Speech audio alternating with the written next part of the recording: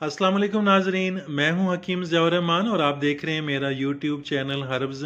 नाजरीन, आज हम काजू के बारे में बात करेंगे, काजू के मिजाज के बारे में, काजू के ख़ास के बारे में, इंसानी सेहत पर इसके असरात के बारे में और मुख्तलिफ तिब्बी नुस्खा जात के अंदर काजू के इस्तेमाल के बारे में।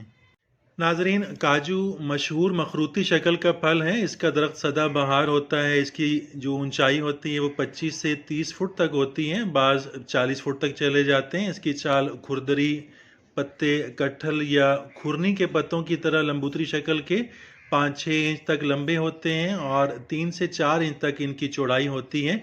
काजू के दरख्त में नवंबर से फरवरी तक फूल लगते हैं और फल मार्च से मई तक जाकर पकता है। इन फलों के सूखने पर फल खुद ब खुद अलहदा हो जाते हैं। काजू का छिलका नहायत नाजुक होता है। इसके अंदर 2 बीजों की सूरत में काजू निकलता है जिसे आग पर भून कर खाया जाता है। एक आम दरख्त से नाजरीन 20 से 30 पाउंड तक काजू हासिल होता है, जबकि कई सेहतमंद दरख्तों से 50 पाउंड तक भी काजू हासिल किया गया है। काजू बादाम से भी ज़्यादा लजीज और तकवीयत वाला होता है। इस दरख्त का फल, इस दरख्त की छाल और तेल तिब्बी नुस्खा जात में आम इस्तेमाल किया जाता है। नाजरीन, आपके सामने काजू मौजूद हैं आपकी पहचान के लिए, just for the sake of identification. ये देखने में गुर्दों की तरह लगते हैं। मखरूती शक्ल के ये बीज कुदरती तौर पर 2 हिस्सों में तकसीम होते हैं। ग़ज़ाइयत में बादाम से भी ज़्यादा मुफीद हैं। जिस्मानी ताकत के लिए, जिस्मानी सेहत के लिए, असाबी ताकत के लिए, मर्दाना कमज़ोरी के लिए, ख़वातीन की सेहत के लिए बहुत मुफीद हैं, बहुत मौसर हैं, बहुत अच्छी तासीर है इनकी। अगरचे पिस्ता की तरह ये महंगे हैं बादाम से, लेकिन ग़ज़ाइयत में, ताकत में, खसूसियात में उनसे ज़्यादा हैं। आपकी पहचान के लिए, आपकी समझ के लिए ये काजू हैं।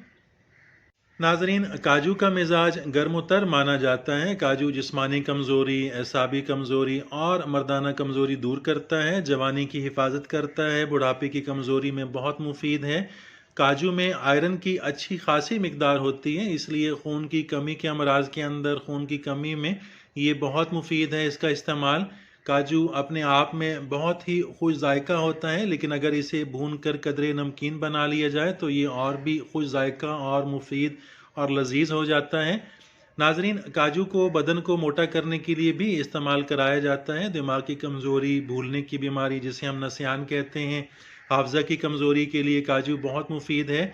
इस मकसद के लिए 15 से 20 ग्राम काजू का रोज़ाना 1 चम्मच शहद के हमरा इस्तेमाल करना बहुत मौसर होता है। नाजरीन, ख़राबी खून के अंदर, रियाही अमराज के अंदर, बवासीर, कोढ़, सफ़ेद दाग, जल्दी अमराज, खूनी दस्त, दिल की कमज़ोरी और नसों की कमज़ोरी के अंदर काजू यकसर मुफीद है, बहुत फ़ायदेमंद है। गोश्त की बजाय काजू में मौजूद जो प्रोटीन्स होती हैं वो जिस्म में बहुत जल्द और अच्छी तरह हज़म हो जाती हैं और इससे यूरिक एसिड भी नहीं बनता, जैसा कि गोश्त खाने से ये मर्ज़ लाहक हो जाता है। नाजरीन, काजू की छाल का जो शानदार पेचस और संग्रहणी के मर्ज़ में बहुत मुफीद है, बहुत मौसर होता है। कब्ज़ के मर्ज़ में भी काजू और मुनक्का इनके बीज निकाल कर मसाविल वज़ल इस्तेमाल करना बहुत मुफीद होता है। इसी तरह नाजरीन, जल्दी अमराज में अगर जिस्म पर छोटे छोटे काले मस्से हों तो इसके छिलके का तेल लगाना बहुत फ़ायदा देता है, बहुत मुफीद होता है। कोढ़ का मर्ज़ अगर सिर्फ काजू ही खुराक और दवा के तौर पर इस्तेमाल करता रहे तो बहुत जल्द इसका कोढ़ ठीक हो जाता है। कोढ़ में अफाका आ जाता है, जल्दी मर्ज़ है तो जल्दी अमराज के अंदर भी काजू के बहुत अच्छे असरात हैं। इस तरह पाँव की बुआइयों के लिए भी इसका तेल लगाना फ़ायदा देता है। बदहज़मी की शिकायत में भी 20 ग्राम काजू और 20 ग्राम किशमिश का इस्तेमाल बहुत मुफीद है, बहुत मौसर होता है।